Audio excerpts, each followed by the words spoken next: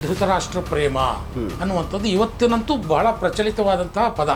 ಅಂದರೆ ಅಷ್ಟರ ಮಟ್ಟಿಗೆ ಒಬ್ಬ ತಂದೆ ಮಕ್ಕಳ ಅನಾಚಾರಗಳನ್ನು ಒಪ್ಪಬಹುದಾ? ಒಬ್ಬ ತಂದೆಯಾಗಿ ಅವನ ಮನಸ್ಥಿತಿ ಹೇಗಿತ್ತು? ದೊಡ್ಡ ಸಂದೇಶ ಇರೋದಲ್ಲೇ ಧೃತರಾಷ್ಟ್ರನ ಬದುಕಿನಲ್ಲಿ. ವ್ಯಕ್ತಿ ಯೋಗ್ಯ ಅಂತ ನಿರ್ಣಯಿಸಬೇಕಾದವ್ರು ಯಾರು? ಪ್ರಶ್ನೆ ಇರೋದು ಯೋಗ್ಯನಾ ಅಂದರೆ ತನ್ನ ಮಗ ರಾಜನಾಗಬೇಕು ಅಂತ ಧೃತರಾಷ್ಟ್ರನಿಗಿತ್ತು. ಬಹಳ ಜಾಣ್ಮೆಯಿಂದ ಪಾಂಡವರೇ ಇಲ್ಲದಂತೆ ಮಾಡಿಬಿಟ್ರೆ ದುರ್ಯೋಧನನ ದುಷ್ಟತನ ನೋಡಿದಾಗ ಧೃತರಾಷ್ಟ್ರ ಇದನ್ನು ಯೋಚಿಸಬೇಕಿತ್ತಲ್ವಾ?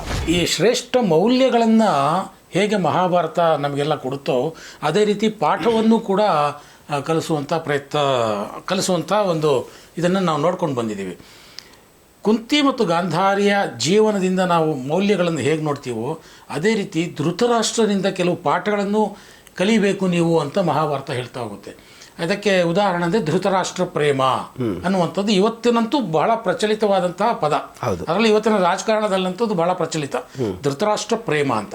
ಅಂದರೆ ಅಷ್ಟರ ಮಟ್ಟಿಗೆ ಒಬ್ಬ ತಂದೆ ಮಕ್ಕಳ ಅನಾಚಾರಗಳನ್ನು ಒಪ್ಪಬಹುದಾ, ಒಪ್ಪಿದನ ವಾಸ್ತವವಾಗಿ, ಅಥವಾ ಆತನ ಮನಸ್ಥಿತಿ ಇಷ್ಟೆಲ್ಲ ಆಗುವಾಗ ಒಬ್ಬ ತಂದೆಯಾಗಿ ಅವನ ಮನಸ್ಥಿತಿ ಹೇಗಿತ್ತು? ತಡೆಯುವಂಥ ಪ್ರಯತ್ನ ಮಾಡಿದಾಗಲೆಲ್ಲ ವಿಫಲ ಆಗ್ತಾ ಇದ್ದ. ಅದಾದ ನಂತರದಲ್ಲೂ ಅವನು ಅದೇ ರೀತಿಯಲ್ಲಿ ಮಕ್ಕಳು ಗೆಲ್ಲಬೇಕು ಅಂತಲೇ ಬಯಸ್ತಾ ಇದ್ನ. ಯಾವ ಥರ ಧೃತರಾಷ್ಟ್ರ ಪ್ರೇಮ ಅಂದರೆ ಅದನ್ನು ಯಾವ ರೀತಿ ವಿಶ್ಲೇಷಿಸ್ತೀರಿ ನೀವು? ಅದು ಬಹಳ ಮುಖ್ಯವಾದ ಪ್ರಶ್ನೆ. ಇದು ಮಹಾಭಾರತದ ದೊಡ್ಡ ಸಂದೇಶ ಇರೋದಲ್ಲೇ ಧೃತರಾಷ್ಟ್ರನ ಬದುಕಿನಲ್ಲಿ. ಸಂದೇಶ ಇರೋದೇ ಧೃತರಾಷ್ಟ್ರನ ಬದುಕಿನಲ್ಲಿ. ಯಾರಿಗೆ ಅಂತ ಅಂದರೆ ಬಹಳ ಮುಖ್ಯವಾಗಿ ರಾಜಕಾರಣಿಗಳಿಗೆ. ಮತ್ತು ರಾಜಕಾರಣಿಗಳಿಗೆ ಅಂದರೆ ಇವತ್ತಿನ ಕಾಲದಲ್ಲಿ ಹೇಳಬೇಕು ಅಂದರೆ ನಮಗೆ ಈಗ ನೋಡಿ, ನಮ್ಮಲ್ಲಿ ಬಹಳ ದೊಡ್ಡ ಚರ್ಚೆ ಆಗ್ತಾ ಇರೋದು ವಂಶ ಪಾರಂಪರ್ಯದ ಬಗ್ಗೆ ನಾವು ಚರ್ಚೆ ಮಾಡ್ತಾ ಇದ್ದೀವಿ ಇವತ್ತು. ಈಗ ಪ್ರಜಾಪ್ರಭುತ್ವ ಅನ್ನೋದು ಬಂದಿದ್ದೇ ವಂಶ ಪಾರಂಪರ್ಯ ಆಡಳಿತ ಬೇಡ, ಪ್ರಜಾಪ್ರಭುತ್ವ ಅಂತ. ಪ್ರಜಾಪ್ರಭುತ್ವ ಯಾಕೆ ಬಂತು ಅಂದರೆ ಯೋಗ್ಯ ಒಬ್ಬ ಬರಬೇಕಲ್ಲಿಗೆ ಅಂತ, ಯೋಗ್ಯ ಆಳಬೇಕು. ನೀವು ಅದಕ್ಕೆ ವಂಶದ ಪಟ್ಟಿ ಕೊಡಬೇಡಿ, ವ್ಯಕ್ತಿ ಯೋಗ್ಯನ ಅಂತ ಆಗಬೇಕು ಅನ್ನೋದು ಇದ್ರ ಹಿನ್ನೆಲೆಯಲ್ಲಿ ಚಿಂತನೆ. ವ್ಯಕ್ತಿ ಯೋಗ್ಯ ಅಂತ ನಿರ್ಣಯಿಸಬೇಕಾದವ್ರು ಯಾರು? ಯಾರೋ 5 ಜನ ಕೂತ್ಕೊಂಡು ಯಾರೋ 10 ಜನ ಕೂತ್ಕೊಂಡು ನಿರ್ಣಯಿಸೋದು ಬೇಡ, ಇಡೀ ಪ್ರಜೆಗಳೆಲ್ಲ ಸೇರಿ ನಿರ್ಣಯಿಸಲಿ. ಇದೇ ಪ್ರಜಾಪ್ರಭುತ್ವದ ಬೇಸು. ಹೀಗೆ ಬಂದಾಗ ಏನಾಯಿತು ಅಂತ ಅಂದರೆ ಹಾಗಾಗಲಿಲ್ವಲ್ಲ ಅನ್ನೋ ಪ್ರಶ್ನೆಯನ್ನು ಇವತ್ತೆತ್ಕೊಂಡ್ವಿ. ವಂಶ ಪರಂಪರೆಯಲ್ಲೇ ಅದು ಕೇಂದ್ರದಲ್ಲಿರಲಿ, ರಾಜ್ಯದಲ್ಲಿರಲಿ, ಮಕ್ಕಳು, ಮೊಮ್ಮಕ್ಕಳು, ಮರಿಮಕ್ಕಳು, ಪಕ್ಷಾತೀತವಾಗಿ ಆ ಪಕ್ಷ ಈ ಪಕ್ಷ ಅನ್ನುವಂಥದ್ದು ಇಲ್ಲ ಈ ವಿಚಾರದಲ್ಲಿ. ಹೌದು, ಹಾಗೆ ಬರ್ತಾ ಹೋಯ್ತು ಅನ್ನೋದು ಇವತ್ತು ದೊಡ್ಡ ಚರ್ಚೆ ಇದೆ. 2 ಚರ್ಚೆ ಇದರಲ್ಲಿ, 2 ಅಂಶ ಇದೆ ಇದರಲ್ಲಿ. ಎರಡನ್ನು ನಾವು ಇಟ್ಕೊಂಡೇ ಹೋಗಬೇಕು. ಏನು ಅಂತ ಅಂದರೆ, ಒಬ್ಬ ವ್ಯಕ್ತಿ ಸಮರ್ಥನಾಗಿದ್ದು ಯಾರಿದ್ದೋ ಒಬ್ಬ ಮಗ ಅಂದರೆ ಅವನ ತಂದೆ ಇದಾಗಿದ್ದ ಅನ್ನೋ ಕಾರಣಕ್ಕಾಗಿ ಇವನು ಆಗಬಾರದು ಅಂತಲೂ ಅಲ್ಲ. ಹೌದು, ಪ್ರಧಾನಮಂತ್ರಿಯ ಮಗ ಪ್ರಧಾನಿ ಆಗಬಾರದು, ಮುಖ್ಯಮಂತ್ರಿಯ ಮಗ ಮುಖ್ಯಮಂತ್ರಿ ಆಗಬಾರದು ಅಂತ ತಂದ್ರೂ ನಾವು ತಪ್ಪೇ ಮಾಡಿದ ಹಾಗೆ. ಅವನು ಆಗಬಹುದು. ಪ್ರಶ್ನೆ ಇರೋದು ಯೋಗ್ಯನಾ. ಆಮೇಲೆ ನೀವು ಹೇಳಿದಾಗೆ ಅನಾಚಾರ ಮಾಡುವವನ, ಅದಲ್ಲ ಅಂದರೆ ಸಮಸ್ಯೆ ಇಲ್ಲ. ಆದರೆ ನಮ್ಮಲ್ಲಿ ಏನಾಗಿದೆ ಅಂದರೆ, ನಾವು ರಾಜಕಾರಣಿಗಳಿಗೇನು ಸಹಜವಾಗಿ ಬೈತೀವಿ, ಆದರೆ ಇಲ್ಲಿ ಯಾರು ಎಲೆಕ್ಟ್ ಆಗದೆ ಅಲ್ಲಿಗೆ ಹೋಗಿ ಕೂತಿಲ್ವಲ್ಲ. ಎಲೆಕ್ಟ್ ಮಾಡಿದ್ದಂತೂ ನಾವೇ ಮಾಡಿದ್ದೀವಿ. ಹಾಗಾಗಿ ಈ ಪಾಠ ಯಾರಿಗೆ ಅಂದರೆ ಪ್ರಜೆಗಳಿಗೆ, ಜನಸಾಮಾನ್ಯರಿಗೆ ಇದು ಧೃತರಾಷ್ಟ್ರ ಪ್ರೇಮದ ಪಾಠ. ಅಪ್ಪಂದ್ರೆ ಹೆಂಗೂ ಮೂವ್ ಮಾಡ್ತಾ ಅದನ್ನು ಅವನನ್ನು ಇದಕ್ಕೆ ತರ್ತಾರೆ.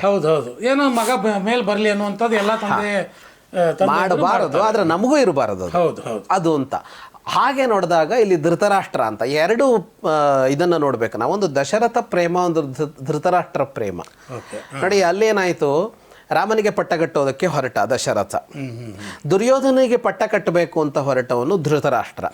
ದುರ್ಯೋಧನಿಗೆ ಪಟ್ಟ ಕಟ್ಟಬೇಕು ಅಂತ ಧೃತರಾಷ್ಟ್ರ ಹೊರಟಾಗ ಹಾಸ್ತಿನಪುರದ ಪ್ರಜಾಸ್ತೋಮ ಯುಧಿಷ್ಠಿರನಿಗೆ ಪಟ್ಟ ಕಟ್ಟಬೇಕು ಅಂತ ಹೇಳ್ತಾ ಇತ್ತು. ಅದು ಬರುತ್ತೆ ಅಲ್ಲಿ ಚತ್ವರಗಳಲ್ಲಿ, ಅಂದರೆ 4 ರಸ್ತೆ ಕೂಡೋ ಜಾಗ. ಈ ಥರ ಜನ ಸುಮ್ಮನೆ ನಿಂತ್ಕೊಂಡು ಮಾತಾಡ್ತಾರಲ್ಲ. ನಮ್ಮಲ್ಲಿ ಇವಾಗ ಟೀ ಕುಡಿತಾ ಹೋಟ್ಲು ಪಕ್ಕದಲ್ಲಿ ಕೂರೋದು, ಎಲ್ಲೆಲ್ಲೋ ಮಾತಾಡ್ತಾರಲ್ಲ, ಮದುವೆ ಮನೇಲಿ ಸಿಕ್ಕಾಗ ಮಾತಾಡೋದು. ಅಲ್ಲೆಲ್ಲ ಏನು ಮಾತುಕತೆ ಅಂದರೆ ಯುಧಿಷ್ಠಿರನ ಹೊಗಳಿಕೆ ಅಂತ. ವಿದ್ಯಾಭ್ಯಾಸ ಮುಗಿದಾಗ ನಮಗೊಬ್ಬ ಒಳ್ಳೆ ರಾಜ ಸಿಕ್ಕಿದ್ದಾನೆ ಅಂತ. ಅಂದರೆ ಇಡೀ ಹಾಸ್ತಿನಪುರದ ಅಥವಾ ಕುರುಜಾಂಗಲದ, ಹಸ್ತಿನಪುರ ಅಂದರೆ ರಾಜಧಾನಿ ಆಯಿತು, ಕುರುಜಾಂಗಲ ರಾಷ್ಟ್ರ ಅವರದ್ದು. ಕುರುಜಾಂಗಲದ ಪ್ರಜೆಗಳು ಯುಧಿಷ್ಠಿರ ರಾಜನಾಗಲಿ ಅಂತ ಹೇಳ್ತಾ ಇದ್ದಾಗ ಇವನು ದುರ್ಯೋಧನನಿಗೆ ಪಟ್ಟ ಕಟ್ಟ ಹೊರಟವನವನು. ಆದರೆ ಅದೇ ತರಹ ಅಂದರೆ ತನ್ನ ಮಗ ರಾಜನಾಗಬೇಕು ಅಂತ ಧೃತರಾಷ್ಟ್ರನಿಗಿತ್ತು. ದಶರಥನಿಗೂ ತನ್ನ ಮಗ ರಾಜನಾಗಬೇಕು ಅಂತ ಇತ್ತು. ರಾಮ ತನ್ನ ಹಿರಿಯ ಮಗ ರಾಜನಾಗಬೇಕು ಅಂತ ದಶರಥನಿಗೂ ಇತ್ತು. ಆದರೆ ದಶರಥ ಏನು ಮಾಡ್ತಾನೆ ಗೊತ್ತಾ? ಸಭೆ ಕರೀತಾನೆ. ಪೌರಜಾನಪದರ ಸಭೆ, ಮಂತ್ರಿಗಳು, ಗುರುಗಳು, ಪುರಪ್ರಮುಖರು, ನಗರ ಪ್ರಮುಖರು, ಜನಪದ ಪ್ರಮುಖರು, ಅಂದರೆ ಒಂದೊಂದು ಸಮುದಾಯ, ಒಂದೊಂದು ಗುಂಪು, ಒಂದೊಂದು ಊರು, ಅವರೆಲ್ಲರದ್ದೊಂದು ಸಭೆ ಕರೆದು ಅವರ ಮುಂದೆ ಇಡ್ತಾನೆ. ನನಗೆ ಹಿರಿಯ ಮಗನಾದ ರಾಮನನ್ನ ರಾಜನನ್ನ ಮಾಡಬೇಕು ಅಂತ ಅನ್ನಿಸಿದೆ, ನೀವು ಯಾರು ಅಂತ ಆಯ್ಕೆ ಮಾಡಿ ಅಂತ ಇಡ್ತಾನೆ. ಆಯ್ಕೆ ಮಾಡಿ ಅಂತ ಇಡ್ತಾನೆ ಅವನು. ಅವರು ಒಪ್ಪುತ್ತಾರೆ, ಪ್ರಜೆಗಳು ಒಪ್ಪುತ್ತಾರೆ. ಪ್ರಜೆಗಳ ಒಪ್ಪಿಗೆಯ ಅನಂತರ ದಶರಥ ರಾಮನನ್ನ ಯುವರಾಜನನ್ನಾಗಿಸೋದಕ್ಕೆ ಹೊರಡ್ತಾನೆ. ಇಲ್ಲಿ ಧೃತರಾಷ್ಟ್ರ ಪ್ರಜೆಗಳ ಇದನ್ನು ಒಪ್ಪಿಕೊಳ್ಳೋದಿಲ್ಲ. ಅಂದರೆ ಇವನು ಯಾವ ದಾರಿಗೆ ಹೋಗ್ತಾನೆ ಅಂದರೆ ಪ್ರಜಾ ವಿರೋಧಕ್ಕೆ ಹೋಗೋದಿಲ್ಲ ಅವನು. ಆದರೆ ಉಪಾಯದಿಂದ, ಇವತ್ತಿನ ರಾಜಕಾರಣಿಗಳು ಮಾಡ್ತಾರಲ್ಲ, ಬಹಳ ಜಾಣ್ಮೆಯಿಂದ ಪಾಂಡವರೇ ಇಲ್ಲದಂತೆ ಮಾಡಿಬಿಟ್ರೆ, ಈಗ ಅರಗಿನ ಮನೆ ಧೃತರಾಷ್ಟ್ರನಿಗೆ ಗೊತ್ತಿದ್ದೇ ಆಗಿದ್ದು, ಒಪ್ಪಿಯೇ ಆಗಿದ್ದು. ಪಾಂಡವರು ಸತ್ತೋಗ್ಬಿಟ್ರಪ್ಪ, ಹೆಂಗೋ ಎಷ್ಟು ಯಾರ್ಯಾರು ಸಾಯ್ತಾರಲ್ಲ ಈಗಲೂ ತಂತ್ರ ಕುತಂತ್ರಗಳಲ್ಲಿ, ಸತ್ತೋಗ್ಬಿಟ್ರೆ ಅವಾಗ ಏನಂದ್ರೆ ಸಹಜವಾಗಿಯೇ ನೈಸರ್ಗಿಕವಾಗಿಯೇ ಉಳ್ಕೊಂಡವನು ಯಾರು? ದುರ್ಯೋಧನ. ಆಗ ಕುರುಜಾಂಗಲದ ಪ್ರಜೆಗಳು ಅವನನ್ನು ಒಪ್ಕೊಳ್ಳೇಬೇಕಲ್ವಾ? ಇವತ್ತು ಅದು ನಡೀತಾ ಇದೆ ಅಂತ ಆಕ್ಷೇಪ ಇರೋದು. ನೀವೇನು ಮಾಡ್ತಾ ಇದ್ದೀರಿ? ಬಹಳ ಜಾಣ್ಮೆಯಿಂದ ಸಮರ್ಥರಾದ ಬೇರೆ ಸಾಧಾರಣ ಜನರನ್ನ ನೀವು ಹೇಗೋ ಬದಿಗೆ ಸರಿಸ್ತೀರಿ, ಮೂಲೆ ಗುಂಪು ಮಾಡ್ತೀರಿ. ಆಗ ಸಹಜ ಆಯ್ಕೆಗೆ ನಿಮ್ಮ ಮಗನೇ ಕಾಣಿಸ್ತಾನೆ ಪ್ರಜೆಗಳಿಗೆ, ಬೇರೆ ದಾರಿ ಇಲ್ಲ ಅಂತ. ಈಗ ನಮ್ಮ ಬಾಲಿವುಡ್ ಬಗ್ಗೆ ಒಂದು ಕಂಗನಾ ರನಾವತ್ ಬಹಳ ಗಲಾಟೆ ಮಾಡ್ತಾ ಬಂದ್ಲು. ಏನಂದ್ರೆ ಸ್ಟಾರ್ ಕಿಡ್ಗಳಿಗೆ ಅದು ಪ್ರೋತ್ಸಾಹಿಸ್ತಾ ಬರುತ್ತೆ, ಉಳಿದಂತೆ ಪ್ರತಿಭಾಶಾಲಿಗಳಾದ್ರೂ ಅವ್ರಿಗೆ ಅವಕಾಶ ಕೊಡಲ್ಲ ಅಂತ. ಆದ್ರೆ ಪ್ರಶ್ನೆ ಇರೋದು, ಸ್ಟಾರ್ ಕಿಡ್ಗಳು ಸ್ಟಾರ್ ಆಗ್ಬಾರದಾ ಅಂದ್ರೆ ಆಗಬಾರದು ಅಂತ ಹೇಳೋಕೆ ಏನಾಗುತ್ತೆ? ಖಂಡಿತ. ಈಗ ಅವನ ಮಗ ಒಳ್ಳೆ ಕಲಾವಿದ ಆಗಬಾರದು ಅಂತ ಇದೆಯಾ? ರಾಜ್ಕುಮಾರ್ ಮಕ್ಕಳು ಒಳ್ಳೆ ಕಲಾವಿದರಲ್ಲ ಅಂತ ಹೇಳೋದು ಹೆಂಗೆ? ರಾಜ್ ಕಪೂರ್ ಫ್ಯಾಮಿಲಿ ಅವ್ರು ಒಳ್ಳೆ ಕಲಾವಿದರಲ್ಲ, ನೀನ್ ನಡ್ಸ್ಬೇಡ, ನಿನ್ನ ಅಪ್ಪ ನಡ್ಸಿದಾನ, ನೀನ್ ಸಾಕು ಮನೆಗೆ ಹೋಗು, ಹಂಗೆ ಹೇಳಕ್ಕಾಗಲ್ಲ, ಅನ್ಯಾಯ. ಆದರೆ ನೀವು ಹೀಗೆ ಮೂಲೆ ಗುಂಪು ಮಾಡ್ತೀರಾ, ಬೇರೆಯವರನ್ನ ತುಳಿತೀರಾ, ಅವ್ರಿಗೆ ಅವಕಾಶ ನಿರಾಕರಿಸ್ತೀರಾ ಅಂತ ಆದಾಗ ಪ್ರಶ್ನಿಸಬೇಕು ಅಂತ. ಇಲ್ಲಿ ಏನು ಮಾಡ್ತಾರೆ ರಾಜಕಾರಣಿಗಳಿರಲಿ, ಇವರೆಲ್ಲ ಅಪ್ಪಂದ್ರು, ರಾಜಕಾರಣಿಗಳು ಅಂತ ಯಾಕೆ ಹೇಳೋದು, ಈ ಅಪ್ಪಂದ್ರಿಗೆ ಒಂದೇನು ಬರುತ್ತೆ ಅಂದರೆ, ಉಳಿದವರನ್ನ ಮೂಲೆ ಗುಂಪು ಮಾಡಿ ತುಳಿದು ಗೊತ್ತಾಗದಂತೆ ತನ್ನ ಮಕ್ಕಳು ಮಾತ್ರ ಉಳಿಯೋ ಹಾಗೆ ಮಾಡೋದು. ಧೃತರಾಷ್ಟ್ರ ಮಾಡಿದ್ದು ಇದನ್ನ. ಅದು ಇವತ್ತು ಮಾತ್ರ ನಡೆಯುತ್ತಲ್ಲ, ಧೃತರಾಷ್ಟ್ರ ಮಾಡಿದ್ದು ಅದನ್ನ. ಪಾಂಡವರು ಆಕಸ್ಮಿಕವಾಗಿ ಸತ್ತರು ಅಂತ, ಆಕ್ಸಿಡೆಂಟಲ್ ಸಾಯ್ತಾರಲ್ಲ ಇವತ್ತು ನಮ್ಮಲ್ಲಿ ಎಷ್ಟೋ ಜನ, ಅಲ್ವಾ? ಆಕಸ್ಮಿಕವಾಗಿ ಪಾಂಡವರು ಸತ್ತ ಮೇಲೆ ದುರ್ಯೋಧನ ಅಂತ ಧೃತರಾಷ್ಟ್ರ ಮಾಡೋದಕ್ಕೆ ಹೋಗಿದ್ದು. ಇದು ಧೃತರಾಷ್ಟ್ರ ಪ್ರೇಮ ಅಂತ ಕರೆಸಿಕೊಳ್ತು. ಇಲ್ಲದೆ ಹೋಗಿದ್ರೆ ತನ್ನ ಮಗ ರಾಜನಾಗಬೇಕು ಅಂತ ದಶರಥನಿಗೂ ಆಸೆ, ತನ್ನ ಮಗ ರಾಜನಾಗಬೇಕು ಅಂತ ಧೃತರಾಷ್ಟ್ರನಿಗೂ ಆಸೆ. ಧೃತರಾಷ್ಟ್ರನ ಸಾಲಿಗೆ ದಶರಥ ಸೇರ್ಬೇಕಲ್ವಾ ಅಂತ. ಹಾಗಾಗಿ ನಾನು ಇದನ್ನು ಯಾಕೆ ಹೇಳ್ತಾ ಇದ್ದೀನಿ ಅಂದರೆ, ಇವತ್ತು ಎಷ್ಟೋ ಸಲ ಒಬ್ಬ ತಂದೆಗೆ ತನ್ನ ಮಗ ಸಮರ್ಥ, ಇವನು ರಾಜ್ಯ ಆಳಲಿ ಅಂತ ಅನ್ನಿಸಿದ್ರೆ ತಪ್ಪಿಲ್ಲ. ಅದು ಮುಖ್ಯಮಂತ್ರಿಗಾಗಲಿ, ಪ್ರಧಾನಮಂತ್ರಿಗಾಗಲಿ, ಸಚಿವನಿಗಾಗಲಿ, ಶಾಸಕನಿಗಾಗಲಿ. ಅಯೋಗ್ಯನನ್ನ, ಅನಾಚಾರ ಮಾಡುವನನ್ನೇ ತಳ್ಳುತ್ತಾನೆ ಮುಂದೆ ಅಂತ ಅಂದರೆ, ಮತ್ತು ನೈಸರ್ಗಿಕ ವಿಧಾನವಲ್ಲದ ದಾರಿಗಳನ್ನು ಹುಡುಕ್ತಾನೆ ಅಂತಂದರೆ, ತನ್ನ ಮಗನನ್ನು ನಿಲ್ಲಿಸ್ತಾನಪ್ಪ ಅವನು ಪ್ರಜೆಗಳೆದುರಿಗೆ. ಇನ್ನೊಬ್ಬ ಸಮರ್ಥನೂ ಇದ್ರೆ ಇವನು ಅವನ ಮೇಲೆ ದಾಳಿ ಮಾಡಲ್ಲ, ಆಕ್ರಮಣ ಮಾಡಲ್ಲ, ಅವನನ್ನು ಬಡಿಯಲ್ಲ. ನೀವು ಯಾರನ್ನಾದರೂ ಆಯ್ಕೆ ಮಾಡ್ಕೊಳ್ಳಿ ಅಂತ ಒಬ್ಬ ತಂದೆ ಬಿಟ್ಟರೆ ನಾವು ಅದನ್ನು ಒಪ್ಕೋಬೇಕು. ಅದಲ್ಲದ ದಾರಿಗಳಾದರೆ ಒಪ್ಕೋಬಾರದು. ಅದು ಧೃತರಾಷ್ಟ್ರ ಪ್ರೇಮ. ಹಾಗಲ್ಲದೆ ಇದ್ರೆ ದಶರಥ ಪ್ರೇಮ. ಇಷ್ಟೇ ನಮ್ಮ ರಾಜಕಾರಣಿಗಳು ನೋಡಬೇಕಾಗಿರೋದು. ತಮ್ಮೊಳಗಿರುವ ಪುತ್ರ ಪ್ರೇಮ ದಶರಥ ಪ್ರೇಮವೋ ಧೃತರಾಷ್ಟ್ರ ಪ್ರೇಮವೋ, ಅಷ್ಟೇ ನೋಡಬೇಕಾಗಿರೋದು. ಧೃತರಾಷ್ಟ್ರ ಮಾಡಿದ್ದು ಮಾತ್ರ ಇದನ್ನೇ. ಅವನು ಒಳ್ಳೆಯವನಲ್ಲ ಅಂತಲ್ಲ, ವಿವೇಕಿ ಅಲ್ಲ ಅಂತಲ್ಲ, ಪಾಠ ಕಲ್ತಿಲ್ಲ ಅಂತಲ್ಲ, ಅವನಿಗೆ ಗೊತ್ತಿಲ್ಲ ಅಂತಲ್ಲ, ವಿದ್ಯೆ ಗೊತ್ತಿಲ್ಲ ಅಂತಲ್ಲ. ಆದರೆ ಎಲ್ಲವನ್ನ ಮೀರಿ ಕೊನೆಗೇನು ಅಂದರೆ, ನನ್ನ ಮಗ ರಾಜನಾಗಬೇಕು ಅನ್ನೋ ಒಂದು ಪಾಯಿಂಟ್ ಉಳ್ಕೊಂಡ್ಬಿಡತ್ತೆ. ಇದು ಕುರುಡು ಪ್ರೇಮ ಆಯಿತು. ಈ ಕುರುಡು ಪ್ರೇಮ ಅನ್ನೋದು ಕಣ್ಣಿಲ್ಲದ ಕುರುಡು ಅಲ್ಲ, ಇದು ಮನಸ್ಸಿನ ಕುರುಡು, ಬುದ್ಧಿಯ ಕುರುಡು. ಇದು ಧೃತರಾಷ್ಟ್ರನ ಏನು ಪ್ರೇಮ ಇದೆ, ಇದು ಹಲವರಲ್ಲಿ ಕಾಣಿಸ್ಕೊಳ್ಳುತ್ತೆ. ಬಹುಶಃ ಆತನಿಗೆ ಕಣ್ಣು ಇಲ್ಲದೆ ಇದ್ದದ್ದು ಕೂಡ ಇದಕ್ಕೇನಾದ್ರು ಪೂರಕವಾಗಿ ಕೆಲಸ ಮಾಡ್ತಾ ಇಲ್ಲ, ಮಕ್ಕಳು ಮಾಡಿದ್ದನ್ನೆಲ್ಲ ಒಪ್ಕೋಬೇಕು ಅನ್ನುವಂಥದ್ದೇನು ಇಲ್ಲ. ಹಾಗೆ ಆಗಿರುವ ಸಾಧ್ಯತೆಗಳೇನೂ ಇಲ್ಲ. ಅಂದರೆ ತನ್ನ ಕಣ್ಣಿರಲಿಲ್ಲ ಅನ್ನೋ ಕಾರಣಕ್ಕಾಗಿ ತನ್ನ ಮಕ್ಕಳ ರಾಜರಾಗಲಿಲ್ಲ ಅಂತ ಅನ್ನಿಸ್ತಾ ಅಂತಂದರೆ ಹಾಗೇನೂ ಇಲ್ಲ. ಯಾಕೆ ಅಂತ ಕೇಳಿದರೆ, ಅಲ್ಲಿ ಪರಂಪರೆಗಳಲ್ಲಿ ರಾಜಕುಮಾರರಲ್ಲಿ ಯೋಗ್ಯರನ್ನು ಕೂರಿಸಬೇಕು ಅನ್ನೋದು ನಾವು ಪುರಾಣಗಳಲ್ಲೂ ನೋಡ್ತೇವೆ, ಇತಿಹಾಸದಲ್ಲೂ ನೋಡ್ತೇವೆ. ನಾವು ಇತಿಹಾಸದಲ್ಲಿ ಎಷ್ಟೋ ರಾಜರುಗಳು ಹಿರಿಯ ಮಗನನ್ನೇ ಪಟ್ಟಕ್ಕೆ ಕೂರಿಸಲಿಲ್ಲ. ಈಗ ನಮಗೆ ಇತ್ತೀಚೆಗೆ ಬಂದ ಮಾಗಧ ಕಾದಂಬರಿ ಬಹಳ ಚೆನ್ನಾಗಿ ಹೇಳುತ್ತೆ ಇದನ್ನು. ಸಹನಾ ವಿಜಯಕುಮಾರ್ ಅವರ ಮಾಗಧ ಕಾದಂಬರಿಯಲ್ಲಿ ಅಶೋಕನ ತಂದೆ ಬಿಂದುಸಾರ, ಚಂದ್ರಗುಪ್ತ ಮೌರ್ಯನ ಮಗ ಬಿಂದುಸಾರ, ಅವನಿಗೆ ಹಿರಿಯ ಮಗನ ಮೇಲೆ ಪ್ರೀತಿ ಅಶೋಕನಿಗಿಂತ.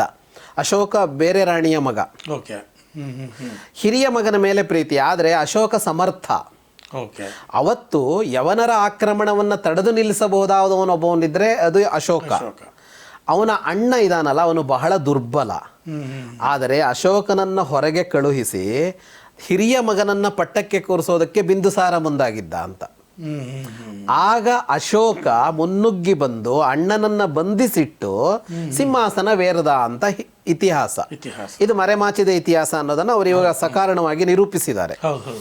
ಈ ಇತಿಹಾಸದಲ್ಲಿ ಏನು ಹೇಳುತ್ತೆ ಅಂತ ಅಂದ್ರೆ, ವಾಸ್ತವವಾಗಿ ಬಿಂದುಸಾರ ಯಾರನ್ನು ಕೂರಿಸ್ಬೇಕಾಗಿತ್ತು ಅಲ್ಲಿಗೆ ಅಂತ ಅಂದ್ರೆ ಯೋಗ್ಯನನ್ನ ಕೂರಿಸಬೇಕಿತ್ತು.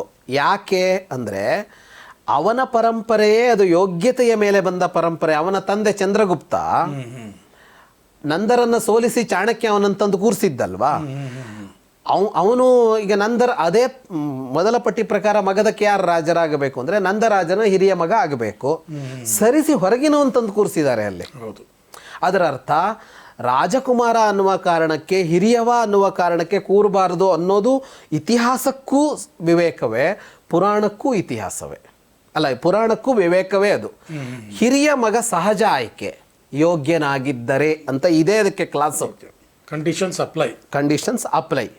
ಇಬ್ಬರೂ ಸಮಾನರು ಅಂತ ಅಂದಾಗ, ರಾಮ ಭರತ ಇಬ್ಬರಲ್ಲಿ ಅಂತಂದಾಗ ತೂಕ ರಾಮನದ್ದು ಹೆಚ್ಚಿದ್ದರೂ ಭರತ ರಾಜ ಆದರೆ ಆಗಲೇಬಾರದು ಅನ್ನೋ ಮಾತು ಇಲ್ಲ ಅಲ್ಲಿ. ಹಾಗೆ ತಗೊಂಡಾಗ ಸಹಜ ಆಯ್ಕೆ ಯುಧಿಷ್ಠಿರ ಇಲ್ಲಿ ಧೃತರಾಷ್ಟ್ರನಿಗೆ, ದುರ್ಯೋಧನ ಅಲ್ಲ. ಅದನ್ನೇ ಯೋಚನೆ ಮಾಡಬೇಕು. ಧೃತರಾಷ್ಟ್ರ ಕುಳಿತವನು ಇವನ ಅವನ ಅಂತ. ಯಾಕೆ ಅಂದ್ರೆ ದುರ್ಯೋಧನ ಸ್ವಭಾವದಲ್ಲಿ ಸಮಸ್ಯೆ ಇದೆ, ಸಾಮರ್ಥ್ಯದಲ್ಲಿ ಸಮಸ್ಯೆ ಅಲ್ಲ. ಸಾಮರ್ಥ್ಯದಲ್ಲಿ ಸಮಸ್ಯೆ ಅಲ್ಲ, ಸ್ವಭಾವದಲ್ಲಿ ಕೊರತೆ ಇರುವಾಗ ಅವನು ಇವನನ್ನು ಆಯ್ಕೆ ಮಾಡಬೇಕಾಗಿತ್ತು. ನಮಗೆ ಇನ್ನೊಬ್ಬ ಅಪ್ಪ ಕಾಣಿಸ್ತಾನೆ ಇತಿಹಾಸದಲ್ಲಿ. ನಾವು ಇದನ್ನು ಇತಿಹಾಸ ಅಂತಲೇ ಕರೆಯೋದು, ಅದರಲ್ಲಿ ನಮಗೆ ಇದಿಲ್ಲ. ನಾವು ಪುರಾಣಗಳನ್ನು ಇತಿಹಾಸ ಅಲ್ಲ ಅಂತ ಹೇಳುವ ಗುಂಪಿನವರಲ್ಲ. ಸಗರ ರಾಮನಿಗಿಂತ ಆ ವಂಶದ ಅತ್ಯಂತ ಹಿಂದಿನವನು ಸಗರ ಅಂತ. ಈಗ ಗಂಗೆ ಹರಿದು ಬಂದಲ್ಲ, ಅದಕ್ಕೆ ಕಾರಣನಾದ ಭಗೀರಥನ ಮುತ್ತಜ್ಜ ಸಗರ ಅಂತ. ಅವನಿಗೆ ಅಸಮಂಜಸ ಅಂತ ಒಬ್ಬ ಮಗ ಇರ್ತಾನೆ, ಮತ್ತು 60,000 ಮಕ್ಕಳಿರ್ತಾರೆ. ಇನ್ನೊಂದು ಪತ್ನಿಗೆ ಒಬ್ಬನಿಗೆ ಅಸಮಂಜಸ ಅಂತ ಇರ್ತಾನೆ ಸಗರನಿಗೆ. ಅವನು ಹಿರಿಯ ಮಗ. ಈ ಅಸಮಂಜಸ ಏನು ಅಂತ ಅಂದರೆ, ಅವನು ಬಹಳ ಸ್ಯಾಡಿಸ್ಟ್, ಹಿಂಸಾ ವಿನೋದಿ. ಸಣ್ಣ ಸಣ್ಣ ಮಕ್ಕಳನ್ನು, ಪ್ರಜೆಗಳ ಮಕ್ಕಳನ್ನು, ರಾಜಕುಮಾರ ಸಣ್ಣ ಸಣ್ಣ ಮಕ್ಕಳನ್ನು ಎತ್ಕೊಂಡು ಹೋಗೋದು. ಅಲ್ಲಿ ತಮಸ ನದಿ ಹರಿಯತ್ತಲ್ಲ ಅಯೋಧ್ಯೆ ಪಕ್ಕದಲ್ಲಿ, ಆ ಮಕ್ಕಳನ್ನು ನೀರಲ್ಲಿ ಮುಳುಗಿಸೋದು, ನೀರಲ್ಲಿ ಎಸೆಯೋದು. ಹೀಗೆ ಪುಟ್ಟ ಮಕ್ಕಳು ಈಜೋಕ್ಕೂ ಬರಲ್ವಲ್ಲ, ಕೈಕಾಲು ಬಡಿದು ಅವಲ್ಲಿ ಬಿದ್ದು ಮುಳುಗಿ ಸಾಯ್ತವಲ್ಲ, ಮೇಲೆ ನಿಂತು ನೋಡಿ ಖುಷಿ ಪಡೋದು. ಈ ಬಹಳ ದೊಡ್ಡವರ ಶ್ರೀಮಂತರ ಈ ಥರ ತೆವಲುಗಳಿರುತ್ತೆ ಅಂತ ಓದ್ತೀವಲ್ಲ, ಹಿಂಸೆ ಕೊಟ್ಟು ಆ ಥರ ಮಾಡೋದು ಬಹಳ ಇರುತ್ತೆ ಅಂತ. ಅಂಥದ್ದೊಂದು ತೆವಲವನಿಗೆ, ಸ್ಯಾಡಿಸ್ಟ್ ಅವನು. ಅದು ಗೊತ್ತಾದಾಗ ಅವನು ಸಗರ ತನ್ನ ಮಗನನ್ನು ರಾಜ್ಯಭ್ರಷ್ಟನನ್ನಾಗಿಸ್ತಾನೆ. ಅಂದರೆ ರಾಜಿಯೇ ಇಲ್ಲ, ರಾಜ್ಯದಿಂದ ಹೊರಗೆ ಹಾಕ್ತಾನೆ ಅವನು. ಇದು ಒಬ್ಬ ತಂದೆ ತನ್ನ ಮಗ ದುಷ್ಟನಾಗಿದ್ದರೆ ಏನು ಮಾಡಬೇಕು ಅನ್ನೋದಕ್ಕೆ ಇದ್ದ ಆದರ್ಶ ಅಂತ. ಅವನ ಮಗ ಅಂಶುಮಂತರಾಜನಾಗ್ತಾನೆ ಆಮೇಲೆ, ಅಸಮಂಜಸನ ಮಗ. ಆದರೆ ಅವನನ್ನು ರಾಜ್ಯದಲ್ಲಿ ಉಳಿಸ್ಕೊಳ್ಳೋದೇ ಇಲ್ಲ. ದುರ್ಯೋಧನನ ದುಷ್ಟತನ ನೋಡಿದಾಗ ಧೃತರಾಷ್ಟ್ರ ಇದನ್ನು ಯೋಚಿಸಬೇಕಿತ್ತಲ್ವಾ ಅಂತ, ಅವನಿಗೆ ಸಗರ ಮಾದರಿ ಆಗಿರಬೇಕಿತ್ತಲ್ವಾ ಅಂತ. ಅದು ಆಗಲಿಲ್ಲ ಅಂತ. ಹಾಗಾಗಿ ಧೃತರಾಷ್ಟ್ರ ಪ್ರೇಮ ಅನ್ನೋದು ಅದು ಒಂದು ಕೆಟ್ಟ ಮಾದರಿಯಾಗಿ ಉಳಿದುಕೊಂಡ್ಬಿಡ್ತು. ಅಂದರೆ ಕುರುಕ್ಷೇತ್ರ ಯುದ್ಧ ನಡೆಯುವಾಗ ಒಂದೊಂದೇ ಮಾಹಿತಿಯನ್ನು ಸಂಜಯ್ ಹೇಳ್ತಾ ಇರ್ತಾನೆ. ಅವರು ಸತ್ರು, ಇವ್ರು ಸತ್ರು, ಇವನು ಹೌದ ಅಂಥ ಸಂದರ್ಭದಲ್ಲಾದ್ರೂ ತಾನು ಎಲ್ಲೋ ಏನೋ ತಪ್ಪು ಮಾಡಿದೇನೋ ಅಂತ ಪಶ್ಚಾತ್ತಾಪ ಏನಾದರೂ ಕಾಣ್ತಾ ಅಲ್ಲಿ ಕುರುಕ್ಷೇತ್ರದ ಹೊತ್ತಿನಲ್ಲಿ ಸಂಜಯಂದು ಒಂದು ಸಂಭಾಷಣೆ ಭಾಳ ಚೆನ್ನಾಗಿರುತ್ತೆ. ಒಂದೊಂದ್ಸಲ ಅದನ್ನು ನೋಯ್ತಾನೆ ಅದರಲ್ಲಿ. ಆದರೆ ದುರ್ಯೋಧನನ ಬೈತಾ ಕೂರ್ತಾನೆ ಅವನು, ಎಲ್ಲ ನನ್ನ ಮಗ ಹಾಳು ಮಾಡ್ದ ಅಂತ. ಅವನು ಯಾವಾಗ ದುರ್ಯೋಧನ ಹಾಳು ಮಾಡ್ದ ಅಂತ ಹೇಳ್ತಾನೋ ಅವಾಗೆಲ್ಲ ಸಂಜಯ ಇದು ದುರ್ಯೋಧನ ಅಲ್ಲ, ನೀನು ಕಾರಣ ಅಂತ ಹೇಳ್ತಾನೆ. ಒಂದೊಂದು 25 ಸಲ ಬಂದಿರ್ಬೋದು ಸರ್ ಅದು. ಅಂದರೆ ಅವನು ಪ್ರತಿ ಸಲ ನನ್ನ ಮಗನಿಂದ ಹಿಂಗಾಯ್ತು, ಇಡೀ ವಂಶ ಹಾಳಾಯ್ತು ಅಂತ ಬೈತಾನೆ. ಆವಾಗ ಪ್ರತಿ ಸಲನೂ ಸಂಜಯ ಹೇಳ್ತಾನೆ, ದುರ್ಯೋಧನನ ಅಲ್ಲ, ತಪ್ಪು ನಿಂದೆ. ದುರ್ಯೋಧನನ ನೀನು ಕಂಟ್ರೋಲ್ ಮಾಡಬೇಕಾಗಿತ್ತು, ದುರ್ಯೋಧನನ ನೀನು ನಿರ್ವಹಿಸಬೇಕಾಗಿತ್ತು, ನೀನು ನ್ಯಾಯ ಪರಿಪಾಲನೆ ಮಾಡಬೇಕಾಗಿತ್ತು ಅಂತಲೇ ಹೇಳ್ತಾನೆ.